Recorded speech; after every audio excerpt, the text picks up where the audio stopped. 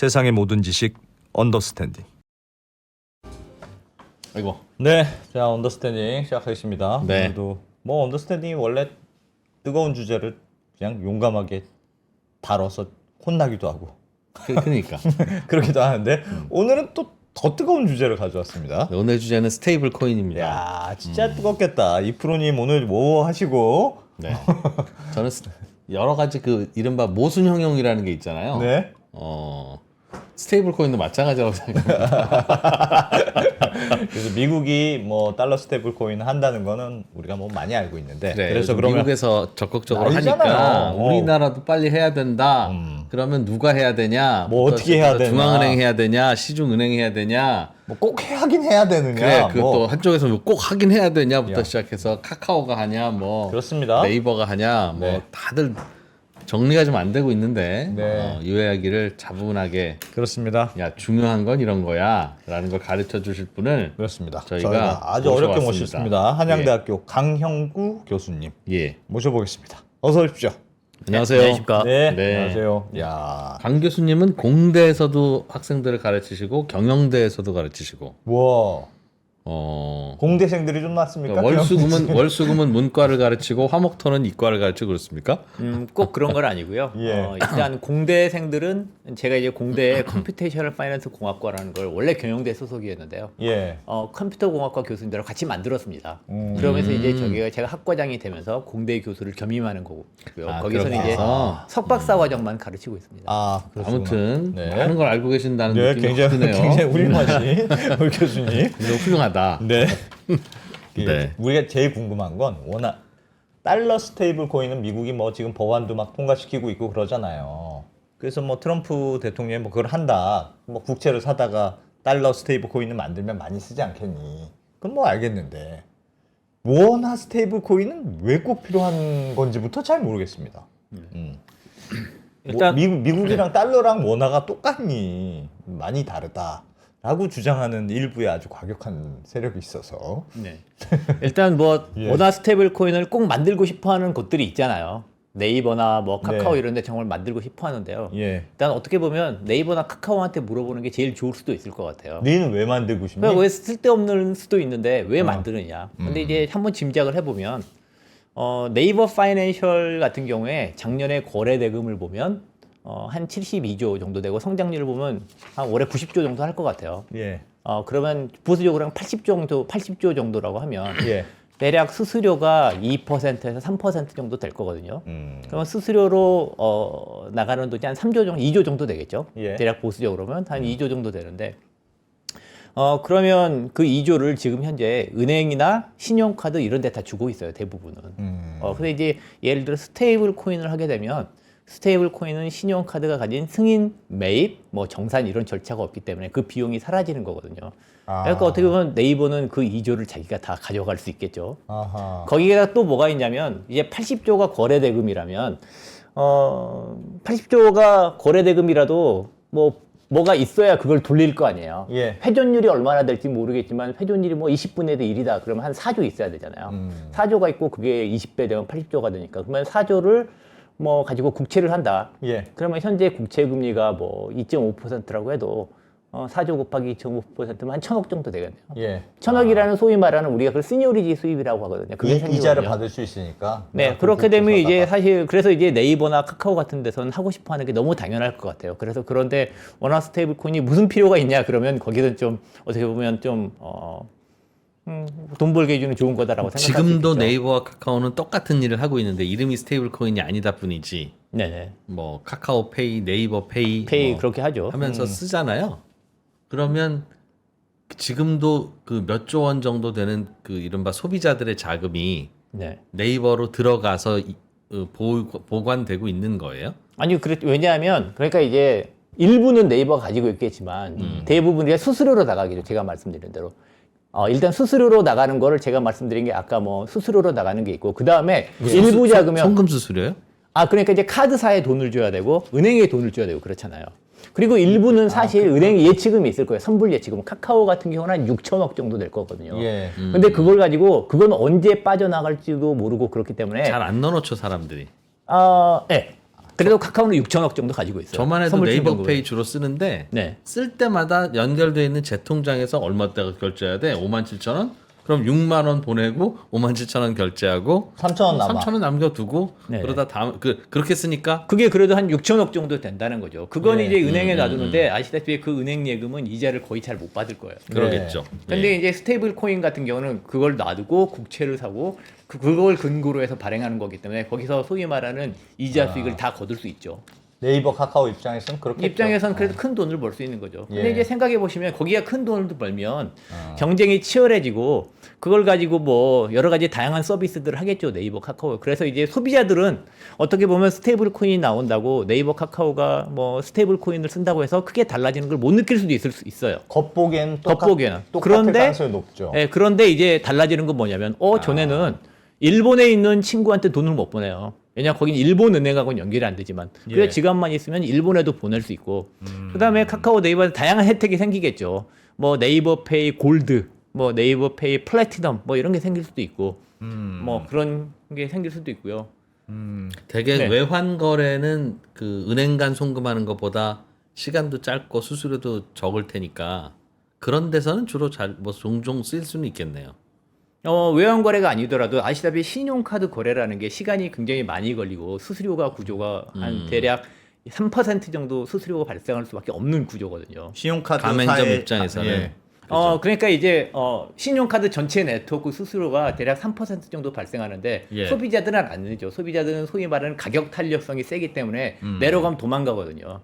근데 이제 소위 말하는 셀러 상인들은 도망갈 수가 없으니까 거기에 이제 집중적으로 돈을 받는데 예. 스테이블 코인을 쓰게 되면 거기 부담감이 또 확 줄어들 가능성이 상인들 있죠. 네, 왜냐하면 제가 말씀드린 대로 그 신용카드의 승인 결제 정산 이 구조를 거치지 않기 때문에 네. 네. 그걸 아낄 수 있는 거죠.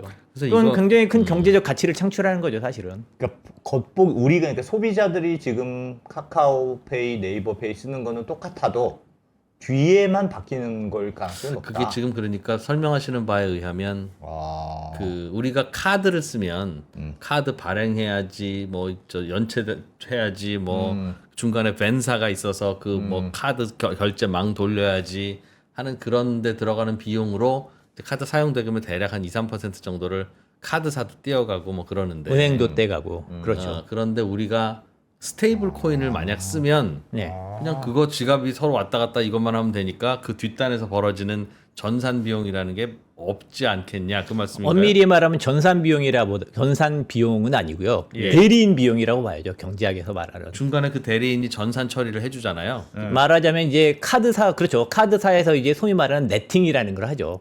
결국 이제 돈을 쓴 지급 결제. 제가 카드를 가지고 있으니까 제 카드를 발행해 준 은행이 있고 예. 그다음에 그 돈을 받아둔 또 은행이 있고 예. 은행 사이에서 이제 돈이 왔다 갔다 해야 되는 건데 그거를 이제 한꺼번에 스테이블 코인은 그게 총액이 바로 넘어가거든요. 근데 이제 신용카드 같은 경우는 그 돈이 한꺼번에 넘어가지 않고 다 모았다가 마지막에 마지막에 자정에 네팅을 하죠. 예. 그게 효율적이라서 그 네팅하는 거잖아요. 매번 얘가 나한테 3만 원 주고 제가 7만 원 주고 이렇게 하면 효율적이지 그렇죠. 않으니 네. 그걸 다 모아놓고 나중에 네팅만 네팅하는 해서 게 효과적이었죠. 그래서 신한은행이 하나은행한테 이거 오늘은 232억 보내면 되겠네. 네. 딱 그 결정해 주는 건데 네. 지금 스테이블 코인은 그걸 다 일일이 P2P로 다 해야 되면 네. 이 전산 비용은 누가 감당합니까? 그 전산 비용이 사실 들지가 않는 게 돈이 왔다 갔다 하는 게 엄밀히 말하면 아니거든요. 예. 그러니까 거대한 엑셀 파일이 하나 있는 거예요. 엑셀 파일이 하나 있어가지고 신한은행에서 뭐 사실 신한은행이 하나은행도 아니에요. 저하고 뭐 한양대인 거죠. 예를 들어. 예. 직거래를 하는 거죠. 예, 제가 한양대한테 돈을 주면 그 거대한 엑셀 파일에 저한테 한 100만 원이 돈이 줄고 한양은행에 플러스 100만 원이 되는 거예요. 근데 그게 궁금한 끝인 건 거죠. 비트코인이 이동할 때는 네. 그거를 중간에 채굴이라는 과정을 통해서 장부에 기록하고 그 기록이 남아야 거래가 완성되는 거고 심지어는 그래서 요즘 거래가 이게 시간이 너무 많이 걸려서 그래서 비트코인은 실제로 이용하기에는 불편하다고 하잖아요. 네. 스테이블 코인은 그 거래를 누가 장부에 쓰고 누가 합니까 그걸? 일단 스테이블 코인도 비트코인으로 되고 있어요. 그게 네. 이제 굉장히 중요한 왜냐하면 채굴한다는 거죠? 채굴이라기보다도 그러니까 비트코인이라는 게 비트코인 우리가 아는 비트코인은 비트코인 블록체인이라는 거대한 플랫폼의 예. 한 가지 애플리케이션일 뿐인 거죠. 네, 그 위에 다른 여러 가지 애플리케이션을 만들 수 있는데 그 네. 애플리케이션으로 우리가 스테이블 코인을 만들 수 있는 거고요. 그것도 지금 나오고 있어요. 근데 지금 현재 제일 많이 쓰이고 있는 것은 트론이라는 네트워크가 쓰이고 있고요. 예. USDT에서 쓰는 트론이라는 게 쓰이고 있고, 그 다음에 뭐 USDC에서는 뭐 이더리움, 그 다음에 솔라나 이런 다 존재하고요. 그런 데서는 사실 비용이 크레딧 카드보다 더 빠르고 네. 크레딧 카드보다 비용이 훨씬 낮게 거의 뭐 아주 소액의 가스 비용으로 처리하고 있고, 그 다음에 코인베이스에서 만든 베이스라는 코인이 있는데요. 거기는 아예 무료로 베이스를 물론 가지고 있어야 되지만 그냥 무료로 해주고 있습니다. 그러면 교수님 지금 설명으로는 그러니까 원래는 이런저런 거래할 때 은행이나 카드사나 뭐 벤샤나 이런 사람들이 이제 수수료를 받는 구조였는데 전산 처리하니까. 그거를 대신에 예를 들면 스테이블 코인을 카카오는 네이버가 만들었다. 그럼 그 수수료의 컨셉을 카카오 네이버가 먹는 그런 셈이에요?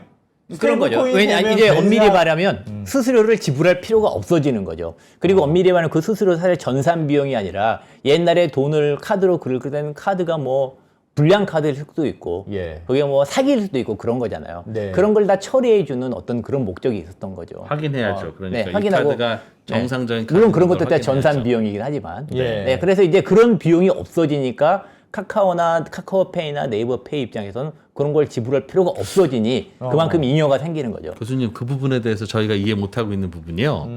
누군가는 그거를 장부에다 적고 해야 이게 돌아갈 텐데 네. 그 누군가가 우리한테 지금 뭘 내라고는 안 하는지는 모르지만 하여튼 누군가는 돌리고 있을 거고 그 비용은 언젠가는 청구되든가 아니면 그들은 다른 수익 모델이 있어야 되는데. 근데 이제 그 라는 비용이 생각이 들어서요. 그러니까 이제 뭐 아무리 저렴한 트론, 솔라나를 쓴다고 하더라도 네.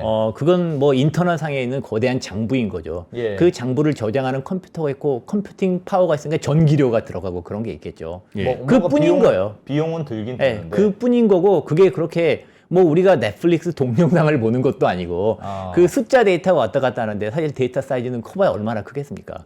물론 뭐 전력 비용이 드는 것도 사실이지만 그게 기존의 신용카드 네트워크의 2, 3%의 비용은 무시할 만하고 0.0000025%뭐 이렇게 발생하는 거죠. 그러면 그 보상을 뭔가 주잖아요. 이게 비트코인 이런 거 배우면 네. 뭐가 이렇게 거래를 체결할 때 내가 인증을 해주거나 뭐 땅을 계산을 하거나 네. 그런 비용은 들잖아요. 그 비용을 고려해도 지금의 제가 있는 거래 말씀드린 비용에 비하면 0.00025% 그게 트론인가 그럴 텐데요. 예. 솔라나인가 트론인가 그런데 거기에 그런 비용이 다 포함되어 있습니다. 그리고 사실 비트코인은 좀 비싸죠. 비트코인은 시간도 많이 걸리는 게 비트코인도 쉽게 하는 방법이 있어요. 뭐냐면 우리가 이제 신용카드 긁는 거랑 비슷한데요. 우리가 신용카드를 쓰면 그 자리에서 돈이 왔다 갔다 하지 않잖아요.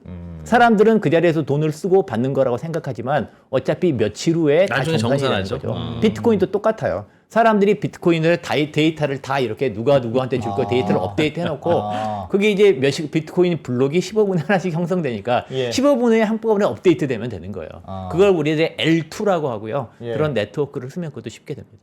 그러니까 결국은 기존 신용카드 시스템이랑 아주 비슷해지는 건데 그러니까 지금 질문을 드리는 게 결국은 근본적으로는 그럼 서로 비슷한 전산 활동을 하는 걸 텐데 신용카드사들은 그거 하는 데 있어서 직원도 월급도 주고 등등 해야 되니까 뭐 혹은 자기들 마진도 있어야 되니까 한 2% 먹으면 그 스테이블 코인을 만약 우리가 일상에서도 자유롭게 이제 쓰게 되면 그걸 상상해서 어떻게 될까 고민하는 거잖아요.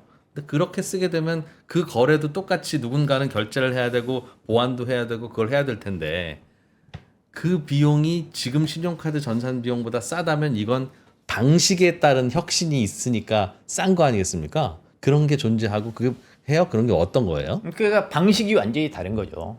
그래서 방식이 다르고 혁신적인 게 있기 때문에 사실 스테이블 코인을 가장 적극적으로 도입하고 있는 데가 역설적으로 카드사입니다. 비자, 마스터, 아멕스 뭐 이런 데인 거죠. 예. 어쩐지 이제 근본적으로 하는 게 이제 우리가 신용카드가 어떻게 작동하는지를 먼저 생각을 해봐야 되는데요. 네. 신용카드는 우리가 이제 신용카드를 긁으면 뭐가 되냐면 뭐 그 정보가 사실 이게 그 정보가 이제 돈을 받아야 되는 머천트 뱅크로 넘어가는 거죠. 예. 그래서 이제 거기서 돈을 요청하는 거죠. 그러면 이제 신용카드 온갖 그 은행들에서도 돈을 누구는 받아야 된다는 요청이 들어올 거 아니에요. 그러면 그걸 신용카드 네트워크에서 네팅을 하고 그다음에 혹시나 이제 돈이 사기가 있고 그럴 수도 있으니까 일부 돈은 또 보관해 놓고 예. 그런 수수료가 발생하고 이런 걸 다 처리해 주는 그런 과정 때문에 시간이 걸리는 건데 예. 스테이블 코인 같은 경우는 뭐냐면 다시 말씀드리면 거대한 장부를 하나 인터넷에 놔두고 거기에 뭐 한양대가 저한테 월급을 준다면 한양대에서 뭐 1,000만 원 줄어들고 저한테 1,000만 원 늘어나고 이 장부만 한번 딱 업데이트되고 그다음에 모든 사람들이 그걸 보고 있기 때문에 다 확인하고 그럼 그 자리에서 끝나는 거죠. 그래서 스테이블 코인은 즉시적으로 이루어지고 그다음에 그게 총액이 왔다 갔다 해서 네팅할 필요가 없고 그렇기 때문에 많은 단계를 전략할 수 있는 거죠. 비용이 기본적으로 적게 드는 거래 방식이다. 그래서 사실 글로벌 거래에서 보면 스위프트망 타고 가고 그다음에 은행 간 뭐 메시지 주고받으면서 며칠이 걸리면서 뭐 어디로 보내 막 10%씩 5%씩 수수료가 드는데 예. 스테이블 코인은 이제 사실 이게 글로벌 엑셀 파일 같은 거라서 예. 한 번에 업데이트 되니까 비용이 거의 들지가 않는 거죠. 그 그래서 엑셀 파일을 관리하는 곳이 스테이블 발행사인가요? 스테이블 코인 발행사?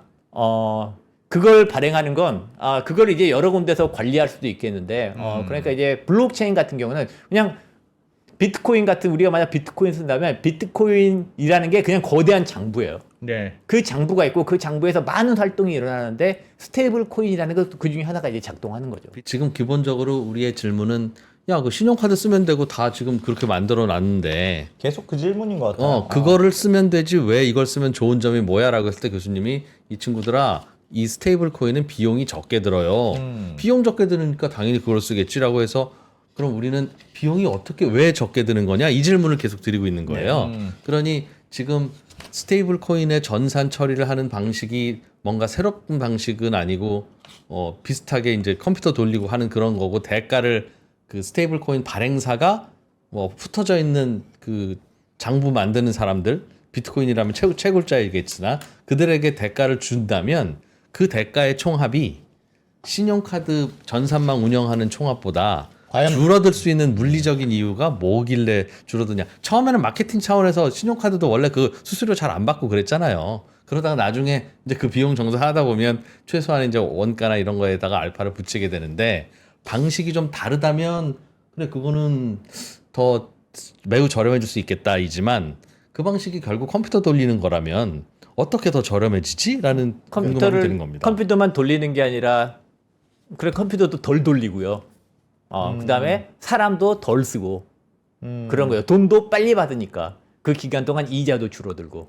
그게 무슨 예를 들면 뭐 국제 거래면 스위프트 뭐 이런 걸 안 거쳐서 그렇습니까? 그러니까 그걸 그러니까 이제 아직 제가 아직 말씀드렸듯이 약간 네. 이해가 안 가는 게 그러니까 무슨 대충은 알겠어요. 근데 어쨌든 지금에 있는 금융 거래가 매우 고도화돼 있는 상황인데 이것도 야 엄청 빠른 것 같은데 이거보다 그걸 하면 도대체 뭐가 달라지길래 왜 비용 거래가 왜냐하면 줄어든다는 궁극적으로 이게 매우 효율적인 기술인데 기존 카드사들은 안 쓰거나 못 쓰는 그런 기술이어야 앞으로 스테이블 코인이 점점 확산된다는 우리가 결론에 쉽게 이르를 수 있잖아요. 나중에 야 이것도 별로 효율적이지 않고 똑같아 라고 하면 그거는 야 그럼 여기도 비용 들고 저기도 비용 드는데 왜 굳이 이게 우리가 써야 돼? 라는 질문에 바로 부딪히게 될 것 같아서요. 네, 그러니까 제가 말씀드렸다시피 예. 이거는 거대한 장부를 하나 놔두고 그 다음에 돈을 주고받는 사람들에게 플러스 마이너스만 해서 장부만 업데이트하면 바로 그 자리에서 끝나기 때문에 즉시성이 있고 그 다음에 그것만 하면 되기 때문에 비용도 덜 들고 뭐 그러는 거죠. 누군가 책임지는 사람이 없고 다 같이 그거- 보고 있기 때문에 오히려 그게 더 덜 드는 방식인가요? 그럼 위험하지 않아요? 위험하다뇨. 그 어떻게 다 같이 보면 봐서 덜 위험하다는 수는 있을 그러니까 것 이제 같습니다. 큰 돈을 쓰기에는 좀 위험할 수도 있을지도 몰라요. 예. 왜냐하면 우리가 굉장히 큰 돈을 쓰게 되면 그거에 대해서 뭐 부정거래일 수도 있고 그러면 캔슬도 시키고 싶을 수 있을 수 있고 뭐 그렇잖아요. 근데 이제 우리가 스테이블 코인으로 지급하면 실시간으로 그 총액이 넘어가 버리는 거예요. 그러니까 그 돈을 다시 받으려면 반대 거래를 해야 되는 거예요. 그렇기 때문에 큰 돈에 대해서는 뭐 문제가 있을 수 있겠지만 예. 예를 들어서 제가 뭐 한양대 뭐 한양 베이커리에 가서 커피를 사 먹는다. 그러면 커피를 하고 그 자리에서 긁고 커피를 받았으면 그게 사기 거래일 가능성이나 그게 다시 차지백돼서 돈 돌려달라고 이럴 위험도 되게 적고 예. 그 자리에 그냥 돈 주고 받으면 끝인 거잖아요. 그 소액 거래 정도는. 네. 네, 그런 정도 그게 이제 신용카드 그 복잡한 네트워크를 타고 가면서 굳이 비용을 발생시키고 많은 사람이 들어가서 그걸 체크하고 그럴 필요 자체가 없어지는 거죠. 예. 그냥 장부에 업데이트되고 모든 사람 봤을 때 장부에 업데이트되고 그러면 이제 충분한 거죠. 총액이 왔다 갔다 해버리면. 알겠습니다. 예. 어쨌든 한 가지 제일 뭐. 중요한 건 뭐냐면 네팅이 필요 없다. 오히려. 이거 말이 큰 것 같아요. 그래서 바로 네팅이 필요 그 없다. 질문을 드리는 건데요. 네. 지금 신용카드사나 은행 전산거래나 지금 제가 안승찬한테 돈을 보내고 안승찬이 강 교수님께 또 돈을 보내드리고 막 이렇게 거래를 하는 걸 그때그때 다 돈을 보내버리는 걸로 다 계산하고 장부에 적으면 지금보다 아마 전산 비용이 훨씬 많이 들 텐데 신용카드는 그게 안 되는 거죠. 그렇게 안 하고 네. 하루 종일 그냥 조그맣게 쌓아놓고 나서 나중에 은행들끼리만 이렇게 인터뱅크로 딱딱 이렇게 맞추고 그게 이제 한국은행의 지급결제 시스템이고 그게 효율적이라서 그렇게 하는 거잖아요. 지금까지는 그게 효율적이었죠. 그런데 이 스테이블 코인은 직접 그 거의 물리적인 돈이 왔다 갔다 하고 그냥 실시간으로 다 끝내버리니까 네. 나중에 정산하고 다시 할 것도 없어. 이걸 왜 정산해? 맞습니다. 어차피 거래가 끝났는데 라고 해서 정산의 가능성은 적지만 이유는 없지만 정산을 하는 이유가 이런 걸 일일이 다 하는 게 더 비용이 들기 때문인데 지금은 일일이 하는 게 더 싼 거죠. 일일이가 더 싸다고 하시니 네네. 야 이게 무슨 그런 미라클이냐. 근데 그런 생각 미라클이 아니라 뭐 어떻게 보면 간단한 거죠. 다시 말씀드리면 누구나 신뢰할 수 있는 거대한 엑셀 파일이 있고 강영구 계좌에서 100만 원 줄어들고 한양대 계좌에서 100만 원 넘어가고 그래서 그러면 모두가 만족하면 뭐 그렇게 하면 돈이 넘어간 거잖아요. 그거면 충분한 거죠, 사실. 그 사이에서 누가 뭘 확인해주고 그럴 필요도 알겠습니다. 없는 거죠. 비용이 할수 있겠죠. 싸다면 비용이 싸다는 게 비용이 싸다면 맞다면 그거는 할 할만한데 네. 저는 야 이게 어떻게 싸지 하는 궁금증도 여전히 남아 있고 네. 만약 그게 무슨 누가 내는 특허가 아니라면 거꾸로 야 이렇게 하면 되는 거야라고 하면 기존 카드사들이나 은행들도 그 방식을 도입해서 비용을 낮출 수 있을 텐데라는 생각도 그러니까 들고 그래서 네이버 그러네요. 페이, 카카오페이가 그렇게 할 거예요. 보나마나. 네. 그러니까 그렇게 할 거라고. 그동안 무슨 생각을 갖고 있었냐면, 그러니까 미국하고 우리나라가 좀 다른 상황이라고 생각하고 있었거든요. 왜냐하면 기본적으로 사실은 말씀하셨던 대로 그 비용 문제는 싸다니까 생각이 좀 달라지는데 만약에 비슷하다고 하면 그 거래 비용이 비슷하거나 뭐 그렇다고 하면 지금도 굳이 잘 되는데 이제 미국은 코인을 살 때 달러 스테이블 코인이 있어야 된다면서요. 뭔가 그러니까 중간에 그 게임장에 들어가는 칩을 사듯이 뭔가 그게 있어야 그 코인이라는 판에 들어갈 수 있으니까 달러 스테이블 코인이라는 게 하여튼 만들어 놓으면 사람들이 꼭 사겠네 이런 생각이 들었는데 뭐 우리는 코인을 살려면 그냥 원화 계좌로 그냥 다 들어가잖아요 이미. 그래서 원화 스테이블 코인과 원화가 별로 차이가 없을 텐데 굳이 내가 원화 스테이블 코인으로 바꿔서 거래를 할 유인이 있을까? 나는 그냥 이진우한테 그냥 내가 통장에서 그냥 보내도 내 입장에서 똑같은데 굳이 원화 스테이블 코인은 왜 내가 써야 되지? 이런 고민은 들더라고요. 네, 뭐 그러니까 이제 좋은 질문이신데요. 당연히 이제 미국에서도 어떤 거래소들은 뭐 코인을 가지고 들어가야 되는 데도 있고 우리나라도 사실 그렇거든요. 그냥 거기서도 달러를 가지고 현금을 가지고 들어가서 살 수 있는 것도 있어요. 근데 이제 네. 일단 수수료가 더 쌉니다. 그리고 뭐가 있냐면 이제 미국의 가장 큰 거래소는 코인베이스잖아요. 예. 코인베이스에서 USDC를 들고 있다가 거기서 비트코인도 샀다가 팔았다 하면 이제 USDC 거기에 이제 충전금은 아니고 약간 재고가 있을 거 아니에요. 우리 같은 사람들이. 예. 그러면 거기에 이자를 또 줘요. 그래서 막 3%씩 국채 이자율이 미국 국채가 4.5%인데 막 3%씩 주는 거예요. 예. 그러니까 그런 이유도 있어서 USDC도 많이 가지고 있고 그러는 거예요. 그러니까 미국의 소비자들은 그냥 은행 예금으로 갖고 있으면 하나도 안 주니까. 이자를 잘 안 주는데 스테이블 미국 코인은- 은행들은 뭐 특히 그렇죠. 근데 스테이블 코인을 갖고 있으면 하루만 맡겨도 이자를 주는 뭐 이런 느낌인가 보네요. 제가 뭐 코인베이스에서 우리가 거래를 하기 힘드니까 못 하고 있지만 거기서는 거의 뭐 소위 이제 우리가 파이낸스를 배우면 연속복리라고 하는데요. 연속복리로 날마다 이자를 붙여서 거의 아마 주고 있을 겁니다. 그럼 우리나라는요? 소비자 입장에서는 원화 스테이블 코인을 써야 되는 이유가 있을까요? 그러니까 이제 말씀드렸지만 소비자 입장에서 제일 좋은 건 원화 스테이블 코인인지 카드인지 아무것도 모르고 그 위에서 빠르고 효율적으로 잘 돌아가는 게 사실 소비자 입장에서 최고인 거죠. 예. 근데 이제 제가 말씀드렸다시피 만약 네이버페이나 카카오페이, 삼성페이 이런 데서 돈을 많이 벌 거 아니에요. 그걸 수수료도 전에 줘야 되는 수수료도 안 둬도 되고 예. 거기다가 이제 시니어리티 수입까지 거둘 수 있으면 경쟁이 치열해질 거 아니에요. 예. 그러면 소비자들을 유치하려고 하겠죠. 그러면 말씀드린 네이버페이, 골드 뭐 플래티늄, 비브라늄 뭐 이런 것까지 생길 수 있는 거죠. 그러니까 내가 굳이 찾아서 안 쓰더라도 난 그냥 네이버 페이로 결제하는 건데 이제 그걸로 결제하면 뭐 더 드립니다 이런 식으로 유인할 거다. 게다가 이제 전에는 이제 네이버 페이는 네이버 생태계에서밖에 못 쓰는데 네이버 페이로 가서 업빗이나 빗썸에서 팔 수도 있어. 거래가 돼. 현금화를 거기서도 할 수 있고 들고 나가서 외국에서도 쓸 수 있어. 뭐 예전에 쿠팡페이는 쿠팡 생태계에서 쿠팡 거기서밖에 못 쓰는데 예, 그랬죠. 쿠팡의 스테이블 코인이랑 쿠페이를 들고 나갈 수 있는 거죠. 쿠팡 페이로. 네, 쿠페이를 들고 나가서 그다음에 그걸 일본에 있는 쿠팡이 뭔지도 모르는 일본에 있는 친구한테도 줄 수 있는 거고. 그걸 받는 사람은 무슨 뭐 단말기가 따로 있어야 되거나 그렇지는 그런 않나요? 것도 아니에요. 그냥 지갑이라는 게 있어야 되는데요. 예. 현재는 이제 지갑이라는 게 있고 지갑이라는 걸 설치하면 됩니다. 뭐 몇 가지 유명한 것들이 있어요. 그것도 그냥 다운로드 받으면 됩니다. 다운로드 받고 거기 뭐 그 계좌 정보를 상대방한테 주면 그걸 보고 이렇게 보내주면 끝납니다. 근데 그것마저도 이제 불편하니까 뭐 싱가포르의 그랩페이, 그다음에 페이팔 이런 데서는 페이팔로 그냥 보낼 수 있게 해놨어요. 거기서 스테이블 코인을 거기서 사서 거기서 페이팔 스테이블 코인을 보내고 외국으로 전 세계로 예. 페이팔을 가지고 있는 누구나. 다만 이제 규제의 한계가 있어서 외환거래법 이렇게 규제의 한계가 있어서 전 세계에서 그게 안 되는 나라도 있겠지만 이론적으로 다 가능하고 그렇게 되면 이제 카카오페이, 네이버페이, 삼성페이도 똑같이 하겠죠. 자기 앱으로 사서 거기서 뭐 원화 스테이블 코인 사서 그걸로 보내고 그걸로 받고 필요한 걸로 결제하고.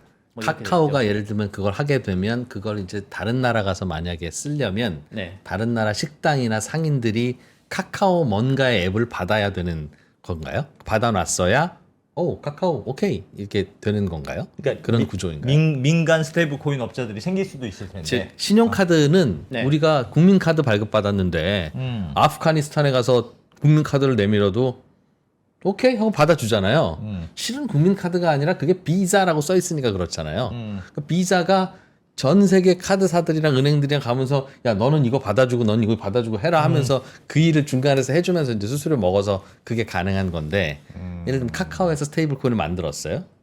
근데 그거를 가지고 이제 내가 아프가니스탄이나 혹은 뭐 이집트 가서 쓰려고 하면 그 일을 중간에서 누가 해준다는 겁니까? 그러니까 이제 비자. 비슷한 게 현재 중국에서 네이버페이, 카카오페이 쓸 수 있잖아요. 예. 중국에 가서 네이버페이나 카카오페이면 알리페이가 떠요.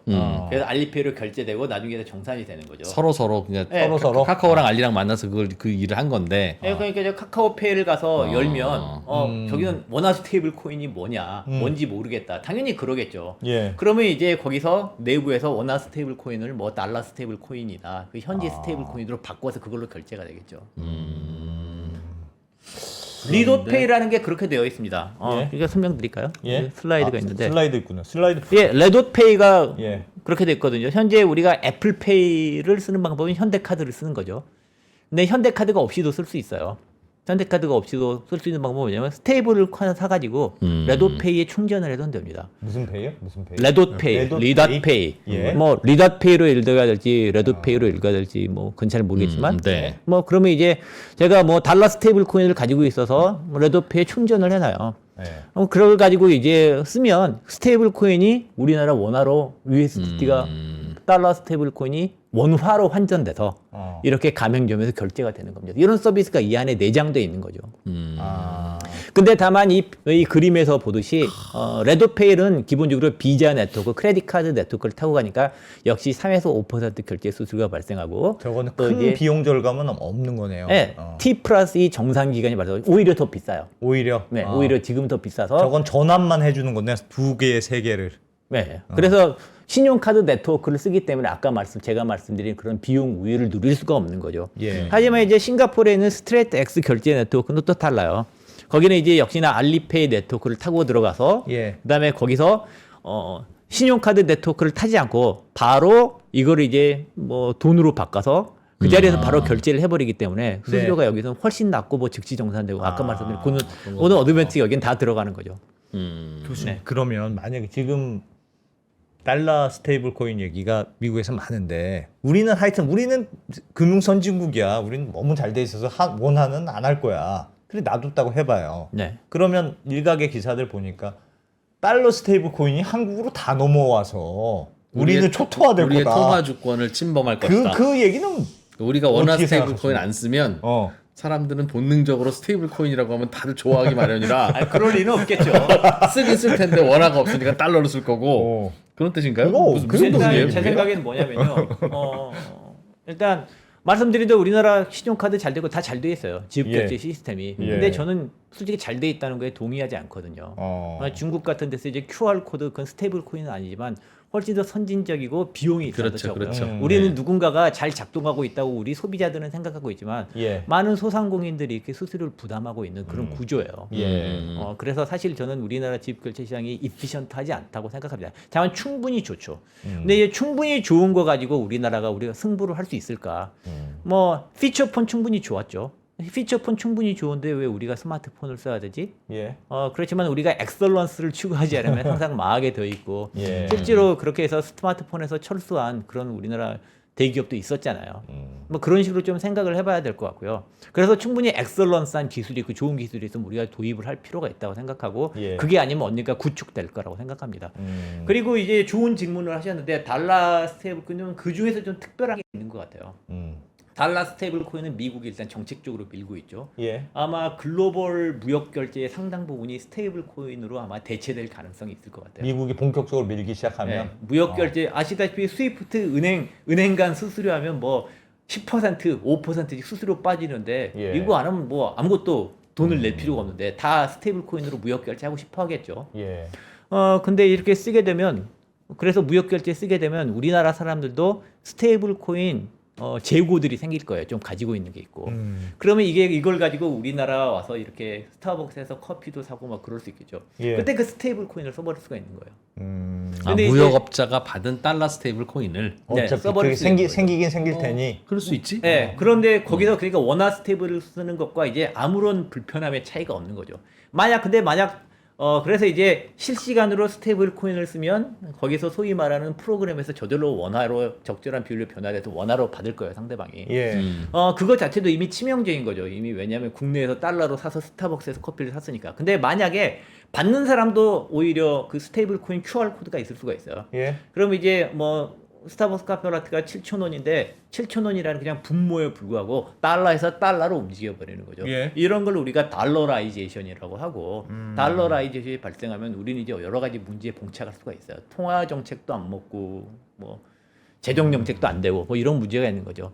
근데 아직까지는 다행히 소수인데 이게 사실 이것도 플랫폼이고 네트워크 효과가 작동하기 때문에 예. 어떻게 빠른 속도로 급격하게 성장할지 우리가 예측은 어렵고요. 게다가 경제 위기가 한번 온다고 생각을 해보세요. 원화 가치가 하락하고 그러면 사람들이 갑자기 스테이블 코인을 많이 쓸 수 있을 거예요.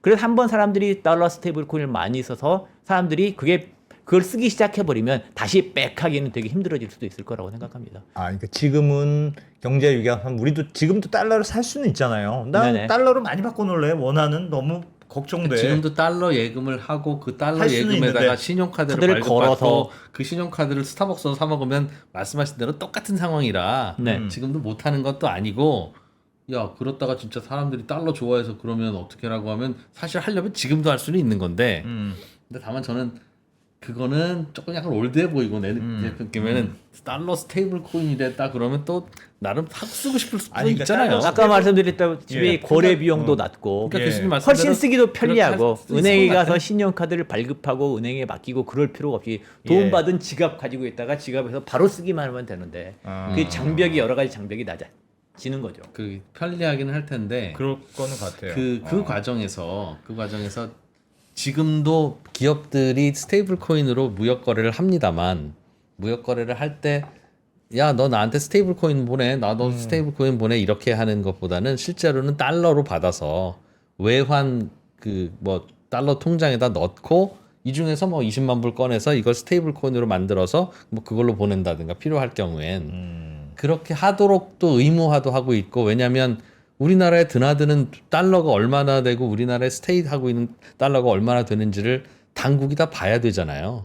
미국이 아닌 특히 우리나라 같은 나라들은 그래서 일부러 다 그거 신고하라고 하고 일부러 불편하게 만들어 놓은 건데 편리하다는 이유로 그걸 쓰려고 하면 당국은 당연히 그걸 금지시켜야 하고 그 이유는 말씀하신 대로 화폐 주권 내지는 그거를 막기 위해서인데 당연히 그걸 금지시키지 않겠습니까? 내지는 편리하게 쓰더라도 누가 얼마나 쓰는지를 관리할 수만 있고 마음대로 미국으로 달러 스테이블 코인을 보내거나 받거나 하지는 말아라. 지금도 그렇게 되어 있으니까요. 뭐 그래서 얼마 그레이 이상은. 에어리어예요. 지금도 외환관리법상에 이걸 어떻게 다뤄야 될지 논쟁이 많고 그렇습니다. 다만 이제 문제가 뭐냐면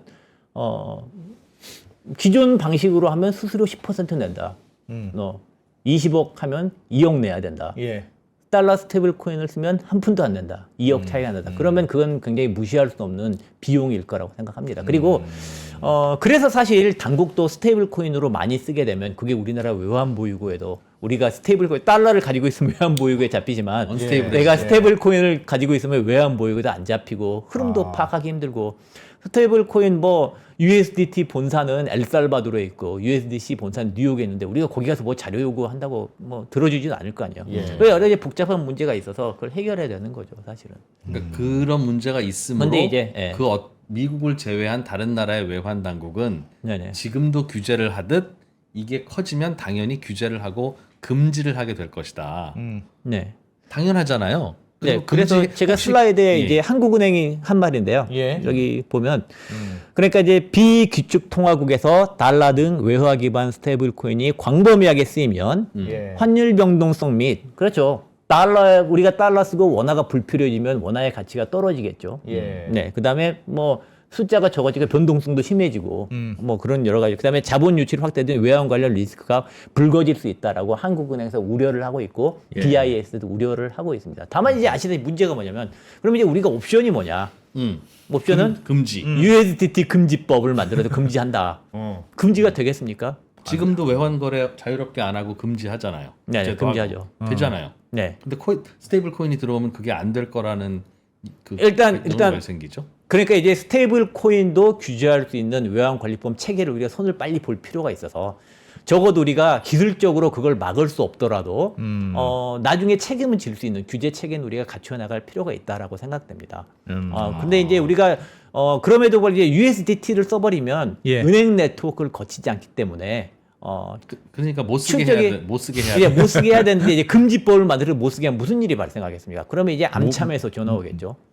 미국 대사관에서 전화 오겠죠. 너왜 막냐? 그러니까 이제 미국의 핵심 이익을 이제 스테이블 코인이라는 걸 미국이 핵심적으로 밀고 있는 건데 그걸 특히 그런. USDT는 괜찮을 수도 있어요. USDC를 못 쓰게 하면 솔직히 미국에서 당장 전화하고 해보겠다는 거냐 이렇게 나올 수 있어요. USDC는 왜 차이가 나는데? USDC는 그러니까 지금 현재 USDT가 압도적인 1등이고 USDT가 2등인데 USDC는 그러니까 미국의 규제 체계를 잘 지키고 미국의 기관들이 쓰고 있고 월스트리트이 쓰고 있고 미국 정부가 밀어주는 코인이에요. 서클이 인증받은. 한다는. 네, 서클이 서클이 한다는. 한다는. 네, 그런 거죠. 이걸 이렇게 금지시켜 버리면 당연히 문제가 발생하겠죠. 그럴 그래서 수 있겠구나. 아하. 스테이블 아시다시피 우리는 구글 같은 회사 세금도 못 걷는 나라예요. 예. 네. 미국이 강제로 이걸 쓰라고 할까봐. 강제로 쓰라고 하지는 못하겠지만 예. 이걸 금지시켜서 못 쓰게 하면 굉장히 미국이 불편할 거라고 생각해요. 왜냐하면 우리가 구글이 지금 140억 정도 세금 내고 있는데 몇 천억 내야 되거든요. 야. 사실은. 예. 근데 우리가 몇 천억 세금 내라고 하면 못하는 이유 중에 하나가 사실은 외교적인 문제 그런 게 있는 거거든요. 사실 여러 가지로. 하물며 구글도 그러는데 USDC 자기들이 기축통화로 밀고 있는 거 그러면 미국이 가만히 있을 리가 없겠죠. 그래서 이해됐다. 뭐 여러 가지 이게 기술적으로도 그렇고 국제적인 것도 야. 그렇고 스테이블 코인 금지법은 저는 가능하지 않다고 생각해요. 그럼- 유일한 방법은 달러 스테이블 코인보다 더 좋은 걸 만들어야죠. 경쟁력 있고.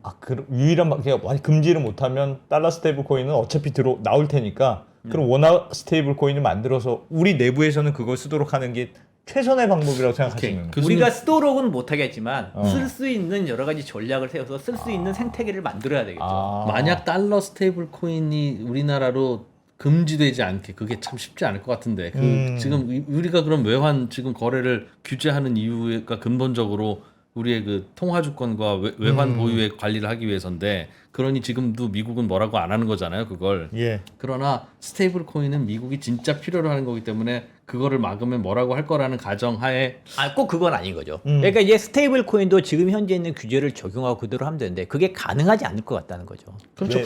가정하면 거의 왜냐하면 못 쓰게 은행 될 네트워크를 테니까. 타지 않기 때문인 거죠. 은행 네트워크를 싸고 우리가 신고하지 않으면 그렇게 찾을 방법이 없는 거예요. 왜냐하면 우리가 우리나라에 있는 미국 지점에 달러를 예치하고 그다음에 뭐 예를 들어서 하나은행에 있는 뭐 외환 계좌에 예치하고 그러면 우리 정부가 속속들이 다 볼 수 있는 거잖아요. 그렇죠. 특정 금액 이상이 나가면 FIU에 신고하고 이상한 사람한테 가면 또 신고 들어가고 그렇잖아요. 예. 근데 이건 개인 지갑에서 움직이는 거기 때문에 그렇게 할 수 있는 방법이 없는 거죠. 그러니까 그렇게 지금도 그러니까 지금도 돈 세탁하면 신고해야 되는데 앞으로도 돈 세탁하면 신고하게 해야죠. 당연하죠. 그건 당연하죠. 다만 예. 오늘 교수님 말씀했듯이 근데 그게 스테이블 코인으로 하면 신고가 안 되고 넘어가니까 그러니까 이제 뭐냐면 우리도 지금도 현재 뭐 현금으로 들고 있어서 개인 간에 현금으로 거래를 해버리면 예. 그게 뭐 테러리스트한테 어떻게 그건 찾을 수 있는 방법이 없잖아요. 근데 이제 달러 스테이블 코인 같은 우리가 컨트롤할 수 없는 개인 지갑에서 이렇게 편하게 움직여 버리면 더 컨트롤하기가 힘들어진다는 거죠. 그 전제를 그럼 받아들여야 될 것 같아요. 그 전제 하에 그러면 달러 스테이블 코인은 우리 국민들에게는 매우 매력적인 그 사용 수단이 될 수 있고 그 이유는 해외 거래를 할 때 용이하니까 내국 거래는 더 용이할 것까지는 없을 것 같고 내부 거래도 용이할 수가 있죠. 왜냐하면 아까 제가 말씀드린 대로 예. 원화 스테이블 코인이나 CBDC 같은 그런 기술적인 대안이 없으면 이제 달러 스테이블 코인이 밑에서 돌아가는 그런 지급 결제 체계가 있고 업자들은 달러 스테이블 코인도 받을 테니까 그러니까 이제 뭐 이런 게 커피숍에서도. 사실 가능할 이런 게 만약 원화 스테이블 코인이 없으면 예를 들어서 예. 네이버페이나 카카오페이가 밑에서 달러 스테이블 코인을 가지고 정산하고 마지막에 환율만 변동시키면 똑같이 비용을 아낄 수 있는 거잖아요. 그러니까 아까 제가 그러네요. 말씀드린 예. 스테이블 코인의 장점 그걸 모두 달러 스테이블 코인으로 돌려버리면 사실 문제가 발생할 수 있는 거죠. 만약 카카오나 네이버가 정부 규제 때문에 못한다면 그걸 누가 할까요? 그걸 구글이 할 수도 있고 페이팔이 할 수도 있고 그런 미국 플랫폼 기업들이 할 수도 있겠죠. 그리고 우리는 거기에는 세금도 제대로 못 걷는데 행정력이 거기에 작동할 리는 없겠죠. 구글 페이 같은 게 스테이블 코인으로 나와서 한국에서 쓰이면 그러니까 소비자가 지갑 다운받고 가게 주인이 다운받으면 서로 거래할 수 있는 거니까 지금도 뭐 구글까지 갈 것도 없이 그냥 무수히 많은 편안한 앱들이 있습니다. 예. 네, 그걸로 그냥 주고받으면 할 수 있어요. 그럴 거니까 이미 남대문이나 동대문에 가면 외국인들이 그렇게 해서 결제하고 QR코드로 지갑 보여주고 트러스트 앱 같은 게 제일 좀 많이 쓰이는데요. 예. 트러스트 앱으로 해서 QR코드 보여주고 넘겨주고 남대문 동대문 물건 사고 이미 그런 게 있는 거예요. 그게 이제 광범위하게 퍼지게 되는 경우는 참 이제 문제가 될 거라고 생각합니다. 그럴 바에는 우리 걸 그냥 쓰자. 우리 국내에서는 국내 네트워크로 쓰자. 어쨌든 포기하기엔 너무 중요한 이슈라고 생각하고요. 또 제 생각에는 원화 스테이블 코인으로 충분히 이길 수도 있다라고 생각해요. 이길 수 있다는 건 무슨 말씀이십니까? 달러 스테이블 코인 못지않은 경쟁력 있는 통화를 만들고 우리가 달러 스테이블 코인 대신에 원화 스테이블 코인을 많이 쓰는 생태계를 만들 수 있다. 뭐 이렇게 생각합니다. 일각에서는 야 돈을 민간이 만들려고 하면 되냐 이거는 컨트롤과 관리가 되어야 되는 거지 라고 해서 뱅크들한테 하는 것도 사실 불안해서 CBDC 하려고 하다가 그건 좀 컨셉도 다르고 국가가 국민의 그 돈 쓰는 걸 다 보면 좀 그렇지 국민은행이 CBDC도 은행이 돈을 만드는 것 똑같습니다. 예. 예. 단지 그러니까 이제 한국은행이 돈을 만든 돈은 은행들끼리의 거래에서만 쓰이고 예. 우리들이 쓰는 돈은 이제 은행이 만든 돈인 거죠, 사실은. CBDC는 뭐냐면 이제 대부분의 중앙은행에서 하는 CBDC는 우리들이 쓰는 돈은 소위 말하는 토큰 증권이라는 걸로 왔다 갔다 하고 그 다음에 은행들끼리 쓰는 것은 이제 CBDC, 도매 CBDC라는 거서 왔다 갔다 하고 예. 그래서 그걸 실시간으로 빨리 할 수 있는 수단인 거죠. 그래서 기본적인 그 이중 구조는 변하지 않은 거고 그래서 중앙은행이나 이제 규제 기관들이 좋아하는 거죠. 그래서 은행들이 발행하게 하더라도 은행들이 발행하게 해야 뭐 통제도 되고 기존의 시스템과 충돌치 않는다. 뭐 그 주장에 대해서는 어떻게 생각하세요? 그래서 이제 한국은행에서는 그 부분에 대해서 굉장히 의견이 강하신 것 같아요. 이게 한국은행 주장이죠. 네, 한국은행은 예. 은행 위주로 가야 된다. 근데 이제 우리가 생각을 해봐야 되는 게 말씀드렸지만 달러 스테이블 코인이라는 게 없었으면 우리가 원화 스테이블 코인에 대해 이렇게 어떻게 보면 고민할 필요가 없었을 수도 있어요. 달러 스테이블 코인의 위협 때문에 원화 스테이블 코인을 만들고 그럼 원화 스테이블을 만드는 목적은 달러 스테이블 코인을 어떻게 보면 뭐 이런 말 쓰긴 뭐냐면 이겨야 되는 거잖아요. 예. 그러면 그거 이길 수 있는 수단이 누구냐라는 거죠. 그렇게 되면 이제 과연 은행이 그 역할을 할 수 있을까? 네이버페이, 카카오페이, 삼성페이 이런 데가 더 잘할 수 있을까? 민간이라서 민간이라서기보다도 이게 은행도 물론 민간이죠. 예. 은행도 민간인데요. 이상한 민간이죠. 그건 우리가 알잖아요. 아, 제가 거기까지는 말씀드리니까. 아, 은행도 능력 있고 잘할 수, 맘만 먹으면 잘할 수 있을 그건 거라고 우리가 다 생각하는데. 알죠. 예. 이게 비즈니스 모델이 사실은 그러니까 이제 스테이블 코인은 우리가 금융으로만 접근할 건 아니라고 생각해요. 일종의 이건 금융에서 보면 일단 운영체제 오퍼레이팅 시스템 같은 경우요. 그래서 이건 플랫폼인 거예요. 예. 사실 플랫폼이고 네트워크 효과가 너무 편한 플랫폼이고 네트워크 효과가 작동하기 때문에 이렇게 세계에 빨리 퍼지는 거예요. 근데 이제 만약 이게 단순히 금융이 아니라 스테이블 코인이 플랫폼이고 그럼 원화 스테이블 코인도 플랫폼이죠. 그럼 플랫폼 대 플랫폼의 싸움이 되잖아요. 다행히 우리는 플랫폼 대 플랫폼의 싸움, 플랫폼 경쟁에서 이겨본 경험이 있어요. 예. 뭐 우리나라는 네이버 버티고. 우리나라는 원화 이런 말씀드리면 원화 메신저 전 세계에서 원화 메신저 자국의 메신저를 가진 나라가 전 세계 서너 국가밖에 안 되거든요. 만약 우리가 카카오톡이 없었으면 위챗 쓰고 있었겠죠. 예. 네이버 페이를 하는 네이버 같은 경우도 그냥 등장한 게 아니라 사실 야후 물리치고 구글의 침략 막음, 구글의 경쟁을 막으면서 이렇게 성장해 온 거잖아요. 그래서 우리나라는 나름 전 세계에서 이제 카카오나 네이버 같은 어떻게 보면 소버린 플랫폼을 가진 한 서너 개 나라 중에 하나인 거예요. 예. 그래서 그런 경쟁에서 승리한 경험이 있기 때문에 우리는 나름 플랫폼 전략에서 이겨본 경험도 있다. 그러면 그걸 살려서 원화 스테이블 코인을 플랫폼 전략과 접목해서 예. 이렇게 해볼 그 위에 만하다. 저도 제가 플랫폼 전략이라는 게 별게 아니에요. 제가 쓰면 친구들이 쓰고 친구들이 쓰면 제가 쓰고 그럼 그 위에 앱들이 생기고 생태계가 쓰이면 우리는 이제 카카오페이 없으면 카카오톡 없으면 못 사는 그런 사회가 돼버리고 예. 그런 식으로 원화 스테이블 코인도 만들자는 거죠. 이게 원화 스테이블 코인을 본격적으로 하게 되면 무슨 부작용 같은 건 없겠습니까?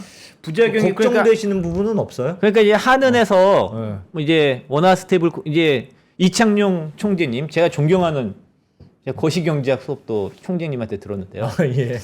일단 몇 가지 오해는 있어요. 제가 아까 뭐 잠시 말씀도 좀 드리고 했는데 스테이블 코인은 이게 대표적인 오해더라고요. 스테이블 코인을 발행하면 막 통화량이 늘어날 것이다. 예. 일단 그건 아니에요. 말씀드렸다시피 왜냐하면 스테이블 코인을 지금 발행하는 절차는 국채를 주고 그만큼 스테이블 코인을 받는 거거든요. 예. 국채가 스테이블 코인으로 바뀌는 거고 그 사이에 돈은 손바꿈은 이러지만 돈의 총량 자체는 변하지 않아요. 그래서 일단 통화량은 똑같고요. 근데 이제 국채가 네. 스테이블 코인으로 바뀌는데 그러면 국채가 스테이블 코인으로 바뀌는 만큼 통화량이 늘어난 건 아니냐라고 하지만 국채 자체도 사실 거의 통화에 가까운 거예요. 3개월 후면 거기서 인정하는 건 3개월 만기이기 때문에 어차피 3개월 후면 현금이 되는 거고 국채라는 것도 가지고 있으면서 국채 담보 대출로 이렇게 나가서 현금화가 되기 때문에 어차피 현금화 되는 건 똑같아요. 그렇기 때문에 총량이 늘어난다고 직접적으로 스테이블 코인 때문에 막 돈이 늘어나서 물가가 올라가고 막 돈이 풀릴 거다. 이건 굉장히 큰 오해라고 생각합니다. 늘어날 통화량이면 국채라도 늘어나 그 말이군요. 그러니까 이제 사실 뭐냐면 이제 통화량이 늘어난다는 게 이렇게 설명드리면 되겠네요. 대표적으로 뭐 헬리콥터 머니라는 거 들어보셨을 거예요. 예. 헬리콥터 돈을 뿌리면 뭐 물가가 올라간다라고 하는데요. 좀 더 일반적인 게 뭐냐면 헬리콥터 국채예요. 국채를 하늘에서 뿌리면 그만큼 또 물가가 올라가요. 예. 똑같은 이론으로. 그러니까 만약 우리가 이제 스테이블 코인을 만들게 되면 많은 국채가 필요하잖아요. 예. 그래서 국채를 많이 찍어서 팔면 그것 때문에 물가가 올라갈 수는 있어요. 그렇지만 국채의 총량이 변하지 않는다면 그것 때문에 물가가 올라가지 않고 오히려 사실 물가가 떨어질 가능성도 있어요. 네, 국채로 12배까지 신용 창출을 못 하니까요. 그러니까 그 국채가 다른 데가 있으면 더 대출을 많이 해줬을 텐데. 그러니까 이제 8% 룰. 스테이블 코인으로 가면 1대1로만 발행돼서. 그러니까 이제 그걸 담보로 못 쓰게 되고 묶이게 되거든요. 근데 이제 국채가 은행에 그냥 일반적으로 가지고 있고 누구가 가지고 있으면 거기에서는 대략 10배 정도까지 신용 창출을 또 새로 할 수 있거든요. 그렇게 되면 그 효과도 있고 가장 사실 더 중요한 건 뭐냐면 우리가 이제 국채를 주고 스테이블 코인을 받아서 통화량의 총량은 변하지 않더라도 손바꿈은 일어나잖아요.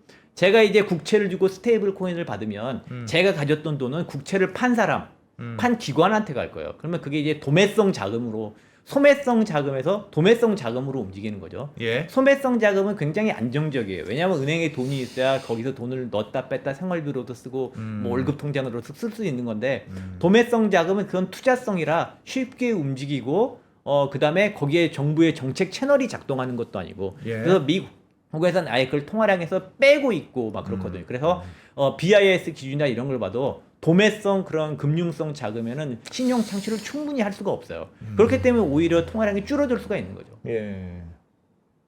그래서 괜찮다. 아마 괜찮다기보다는 일단 그건 오해고요. 예. 그래서 이제 몇 가지 이제 우려가 있어요. 첫 번째는 뭐냐면 이제 이창용 총재님께서 하신 말씀인데 원화 스테이블 코인을 만드는 이유 중에 하나가 달러 스테이블 코인에 대항하려고 하는 건데 달러 스테이블 코인에서 원화 스테이블 코인 만들어 보면 달러 스테이블 코인으로 전환이 더 쉬워져서 오히려 달러라이제이션을 가속화할 수 있다. 예.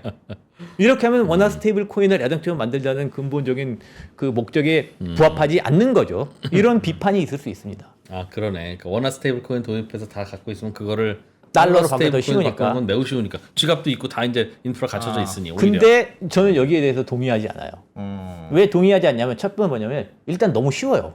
이미 원화로 달러 스테이블 바꾸는 게 이미 너무 쉬워서 여기서 이제 원화 스테이블 코인이 생긴다고 하더라도 얼마나 더 쉬워질까. 그리고 원화에서 달러 스테이블 코인으로 바꾸는 게 지금도 쉬운데 그 쉬워지는 정도가 갈수록 빨라지고 있는 거죠. 교수님 전제는 달러 스테이블 코인이 본격 들어오면 많은 사람들이 굉장히 많이 쓸 것이라는 전제가 있는 거네요. 그럴 위험이 있다는 거죠. 심지어 우리나라에서도. 심지어 우리나라에서. 근데 그거는 당연히 달러니까 유사시에 달러를 갖고 있고 심지어는 뭐 우리 상속이나 이런 것도 관련이 있을 텐데 그게 뭐 익명성까지 심지어도 확보가 된다면 굉장히 폭발적인 수요는 있을 것 같아요.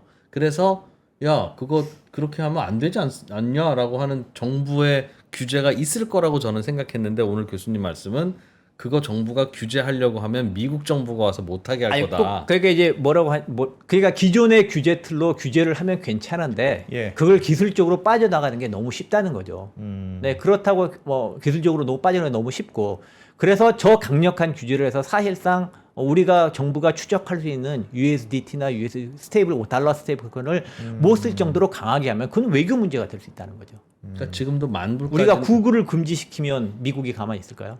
근데 금지는 아니고 만불까지는 지금 자유롭게 요현 당국을 거치지 않고도 송금할 수는 있는데 그게 다 추적이 되다 보니까 야 너는 이렇게 많이 하니 일로 와봐 할 수 있는 거잖아요. 그러니까 달러 스테이블 코인도 뭐 만불 정도까지는 각자 개인적으로 갖고 있어도 되고 써도 된다.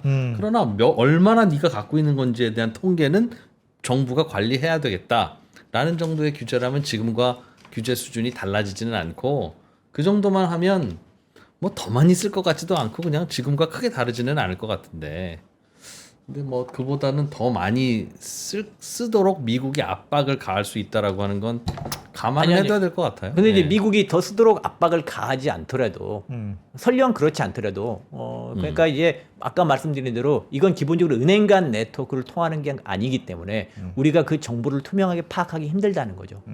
네. 그리고 은행을 통해서 여러 가지 이제 여러 가지 우리가 정책도 하고 그럴 수 있는데 그걸 통하지 않으니까 정부가 할 수 있는 일이 상당히 많이 제약이 될 거예요. 그래서 은행이 자본 이동이 그러니까 한마디로 말해서 자본 이동이 훨씬 편해지는 거죠 지금보다. 그래서 은행이 그걸 관리해야 된다는 게 한국은행의 주장이잖아요. 그러면 그 주장이 옳지 않습니까? 아니 그러니까 이제 달러 스테이블 코인을 은행이 관리하는 건 아니잖아요. 그러니까 그렇죠. 달러 스테이블 코인을 우리나라 은행이 관리하는 게 또 아니잖아요. 그렇죠? 그렇기 때문에 그런 어차피 우리나라가 주체니까. 달러 스테이블 코인은 상수고 그건 그냥 있는 거고 그 물결이 들어올 테니 이거에 대항해서 우리가 어떻게 대항을 해야 될 것이냐라고 할 때 은행보다는 저는 이제 소위 말하는 삼레카가 더 삼성, 네이버, 카카오가 더 좋을 거라고 생각합니다. 알겠습니다. 야, 교수님 말씀을 들어보면 원화 스테이블 코인 지금은 우리 지금의 단계는 이걸 해야 되느냐 말아야 되느냐도 여전히 아직 오리무중인 그런 상황이잖아요. 원화 스테이블 코인과 관련해서 현재 상황은 어떤 상황이라고 보십니까? 그러니까 이제 원화 스테이블 코인에 대해서 반대하시는 분들도 분명히 있고요. 사실 이제 제가 뭐 경제학 백그라운드고 특히 금융 백그라운드인데 제 동료 교수님들은 오히려 원화 스테이블 코인에 대해 부정적인 분들이 사실 더 많은 것 같기도 해요. 그래서 분명히 논쟁은 있습니다. 그렇지만 이제 저 같은 경우는 적어도 대안이 없는 것 같다. 원화 스테이블 코인이 필요한 것 같다. 그리고 그게 소비자한테 줄 수 있는 혁신의 효능도 있다. 이렇게 생각하고요. 그다음에 우리나라 AI 산업 발전에도 도움이 될 것이다. AI하고는 무슨 관계가 있습니까? 아 이제 그 돈 되면 해야 되는데 그럼 어떻게 연결돼요? 뭐냐면 진짜 현재- 얘기하시지. 그럼 그냥 하자고 했을 텐데. 예를 들어 이런 거죠. 그러니까 미래의 거래는 예. 앞으로는 여러분 뭐 AI의 시대가 될 거라는 거 모두 인정하잖아요. 예. 특히 AI 에이전트의 시대가 될 거라는 게 동의하잖아요. 예. 네. 그러면 AI 에이전트들끼리 거래를 하잖아요. 그렇죠. AI 에이전트들끼리 거래를 하면 뭐 예를 들어 API로 데이터를 불러오는 거에 대해서 차지를 하고 네 컴퓨터 공간을 쓰게 하는 컴퓨터 파워에서 차지를 하고 이렇게 이제 돈이 왔다 갔다 할 거예요. 거기에 대해서 이제 A2A 프로토콜을 이제 구글에서 만들고 뭐 이렇게 했는데요. 거기서 스테이블 코인을 불러오는 그런 게 디폴트로 들어가 있어요. 예. 그런 부분이 있어요. 그래서 사실은 뭐 A2A 거래에서 이제 스테이블 코인이 쓰이게 될 거고요. 스테이블 코인 외에는 대안이 없어요. 왜냐하면 뭐 2원, 3원 이런 거 왔다 갔다 하는데 그거를 체크카드로 긁거나 신용카드로 긁으면 배보다 배꼽이 클 거 아니에요. 그렇죠. 그래서 이미 스테이블 코인 말고는 대안이 없기도 하고 다 스테이블 코인이 아마 쓰이게 될 거예요. AI 시대에는. 근데 이제 우리나라가 예를 들어서 AI 예산에서 100조를 투입해서 AI 생태계를 만들어서 예. 만들었는데 밑에 상거래가 알고 보니 다 달러 스테이블 코인으로 되고 있다. 그럼 되게 허탈한 상황이 되겠죠. 비용이 더 든다. 비용이 더 든다기보다도 결국 미래의 상거래는 뭐 거의 이제 뭐 그게 전 조만간 올 거라고 생각하는데요. 예. AI 간의 거래, 머신 간의 거래 이런 것들이 모두 이제 기본적으로 달러 스테이블 코인으로 이루어지고 우리나라에서도 그렇게 된다면 그 여기 아까 사이에서는 말씀드린 그 원화 결제는 안 돼요. 스테이블 코인으로만 결제해야 돼요. AI 사이의 결제가. 그러니까 이제 대안을 우리가 생각할 수 있는 대안이 뭐 세 가지 정도 있는 거죠. 은행 계좌로 예치하기, 왔다 예, 갔다 하기, 예, 신용카드를 쓰기, 어. 그다음에 CBDC를 하기 어. 세 가지가 있는데요.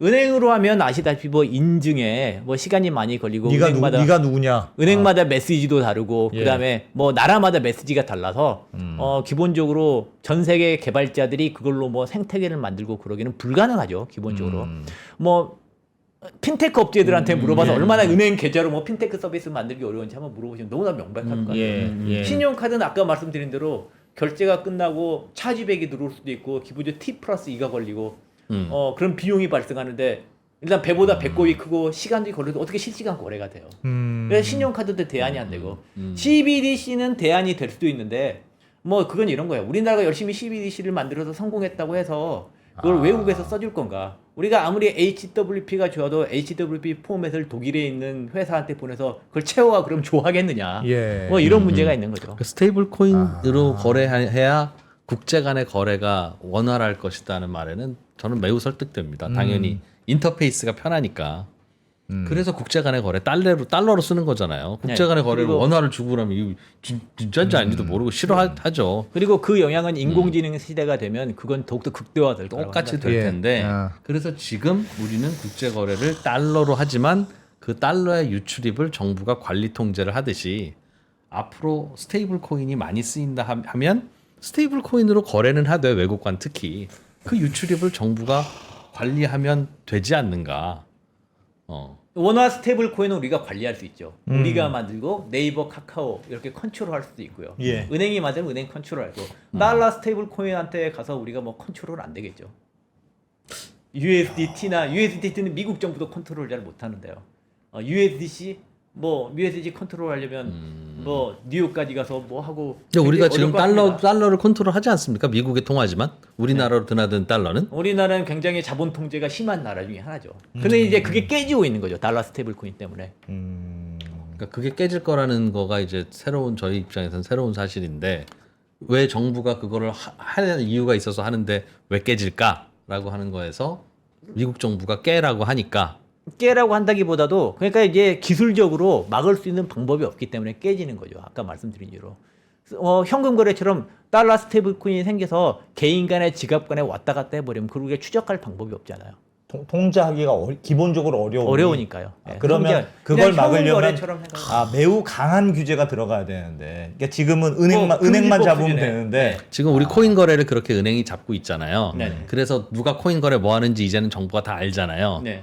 그것처럼 스테이블 코인도 똑같이 하면 확인은 할 수 있고 관리는 할 수 있는데 반드시 은행을 거쳐서 하게 그럼. 돼요. 제 그러니까. 페이팔 앱에서 2% 김프로님이나 안프로님한테 보내드리면 예. 그걸 정부에서 알 방법이 없는 거예요. 모르죠. 그러나 페이팔 쪽을 쓰려는 미국의 은행 계좌에 돈을 보낼 때는 알죠.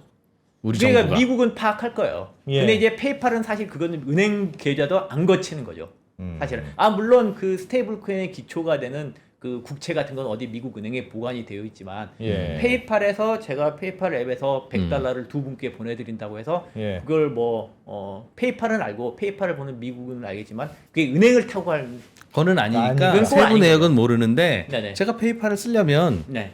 페이팔의 이메일 어딘가든 돈을 페이팔이 관리하는 어딘가로 내가 달러로 보내야 되잖아요. 환전을 상대방 해서. 지갑으로 보내는 거죠. 그렇죠. 상대방 페이팔 어카운트 그거 보낼 때 우리 당국이 알잖아요, 지금. 알수 있는 방법이 없는 거죠. 스테이블 코인으로 보내버리면. 그러니까 스테이블 코인으로 달러 스테이블 코인이 보낼 돼버리면. 때도 네. 그러니까 오늘 다 이해가 되는데 자꾸 여쭙는 이유가 스테이블 코인, 달러 스테이블 코인을 규제를 하게 될 거다. 거기에 대해서는 필요성도 있을 수 있다고 교수님도 동의하시는데. 규제해야 되는 거죠. 그렇죠. 더 강력하게. 그런데 규제를 못 할 거다 기술적으로라고 하시니까 그 부분이 이해가 안 되는 거예요. 지금 코인도 규제하고 그러니까 다 규제하는데 아, 나- 지금 우리나라에서 못하지, 달러 그걸? 스테이블 코인이 얼마나 많이 쓰이고 얼마나 그걸로 유출되는지 통계도 못 잡고 있어요. 그것만 봐도 명백하죠. 그러니까 맞아요. 처음에 그건 안장- 나가는 총액 관리 정도만 그 정도는 할 수 있을 텐데 그러니까 처음에 예를 들면 뭘 사오는 스테이블 코인 달러 스테이블 코인을 돌려서 쓰려면 처음에 뭐 돈이 나가야 되지 않습니까? 그 총액 관리 정도는 가능하겠죠. 그리고 달러 스테이블 코인 지금 관리를 못 하는 이유는 옛날에 우리 코인 거래소 은행과 연결하기 전에 그때 아무 관리가 안 됐던 거랑 똑같잖아요. 그런데 하려니까 하잖아요. 지금 은행 거래라고 해서 앞으로도 그게 필요하면 은행 거쳐서 하게 하면 관리야 되겠죠. 기술적으로 불가능한 건 자꾸 아니라고 생각이 드는데 불가능하다는 전제로 뭔가를 논리가 전개되면 그거는 이건 전제가 좀 그러니까 다른데 하는 이제 생각이 드니까. 이런 거에 미국 관광객이 1,000달러를 들고 와서 우리나라에서 써요. 남대문 시장에서. 네. 그걸 정부가 파악할 수 있는 방법이 뭔지는 잘 모르겠어요. 없습니다. 그건 없습니다. 그건 없죠. 예, 그건 없습니다. 예. 그러니까 근데 그건 감사할 일인데 우리나라에서 1,000달러를 밖으로 근데 가져나가는 이제 건 남대문 관리가 되죠. 남대문 상인이 1,000달러 그렇게 받은 1,000달러 USDT가 있어요. USDT를 가지고 그걸 사우디아라비아에 가서 그걸 쓰는 걸 막을 수 있는 그걸 뭐 방법은 없죠. 네, 다른 외국인한테 테러리스트한테 돈을 그걸 준다. 방법이 그건 막을 수 없습니다. 있는 방법이 없는 거죠. 그러니까 맨 굉장히 첫 중요한 거- 문제인 거죠. 맨 첫 거래만 알 수 있고 다음부터는 왔다 갔다 모른다. 근데 이게 중요한 문제인 게 만약 그게 스테이블 코인이 아니라 실제 1,000달러가 은행 계좌를 통해 들어가도 우리나라 외환 보유에 잡히고 예. 그게 우리나라에서 어떻게 해서 추적이 가능해요. 그러니까 소액이니까 지금은 그레이 에어리어가 있는데 예를 들면 미국 관광객이 50만 달러를 들고 들어온다. 아마 미국에서도 밖으로 못 나갈 거고 들어오는 데서도 미국은 알 텐데요. 알겠죠. 예. 미국은 알겠죠.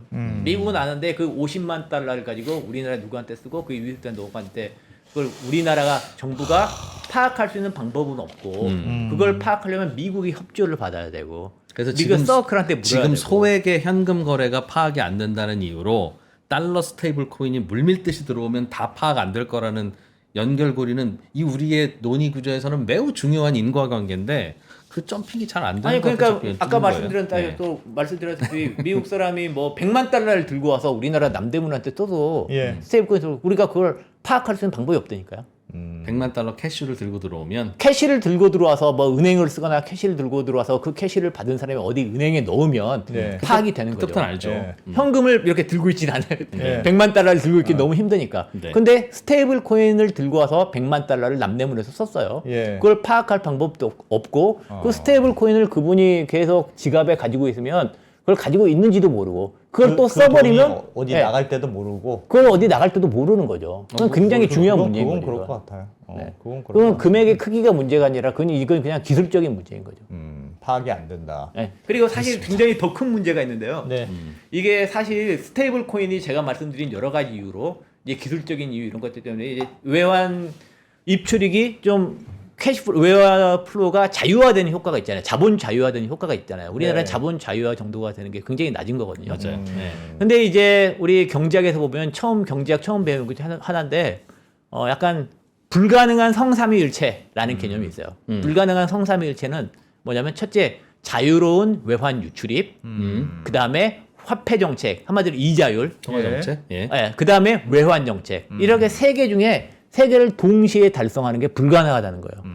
그래서 우리나라는 대체적으로 자본 통제를 포기하고 그 대신 외환에 대한 컨트롤, 화폐 금융에 대한 컨트롤하고 다른 나라는 또 세계 중에 어느 걸 조금씩 희생하고 이러는 거예요. 근데 자본 시장이 자유화돼 버리면요. 이게 자유화되면 나머지 세 개 중에 하나가 이제 없어버리니까 둘 중에 하나를 포기해야 되는 더욱더 문제가 발생하는 거예요. 그러니까 외환 시장에 대한 어떤 방어력도 떨어지고 화폐 금융에 대한 주권, 화폐 금융 정책도 우리가 이제 작동하기 힘들고 이런 문제가 생기는 거죠. 그래서 이게 단순히 뭐 돈이 빠져나간다 이런 문제를 떠나서 아까 말씀드린 결국 경제 주권과 연결되는 문제인 것 같습니다. 알겠습니다. 네. 어떤 걱정인지 대충 다 이제 파악이 됐어요. 채팅창에서는 공포의 남대문이라고. 남들 비유하자면 그런 겁니다. 비유하자면. 알겠습니다. 야, 하여튼 원화 스테이블 코인은 제가 아무리 기사를 봐도 잘 이해가 안 가는 게 많았는데. 이해 좀 됐어요? 네, 저는 이해가 많이 된 것 같습니다. 그런 식으로 생각해서 어떤 걱정을 해? 난 그래서 아니 이거는 규제를 그러니까 통제와 규제를 해야 했으니까 지금까지도 한 거고 앞으로도 하면 되는 걸. 왜 그러나? 그걸 무너진다고 가정하고 그러니 우리가 원화 스테이블 코인을 만들자고 주장하는 건 원화 스테이블 코인을 만들어서 돈 벌려고 하는 업자들의 농간이다.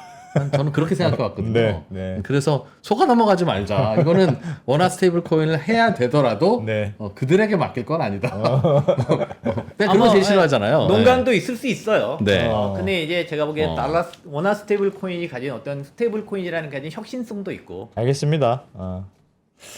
네, 오늘은 여기까지 듣죠. 네. 좀 답답하셨을 분도 있을 거예요. 아이 자식 그렇게 설명을 해도 못 알아들어 이 프로. 가질 수 있는 다양한 질문들을 던지느라고 그랬다고 믿어주세요. 원화 스테이블 코인. 그래도 뭐 복잡한 이슈인데 그러네. 또 어떤 주장인지는 아주 잘 배운 것 같습니다. 네, 강영구 교수님 고맙습니다. 감사합니다. 잘 들었습니다. 감사합니다. 네.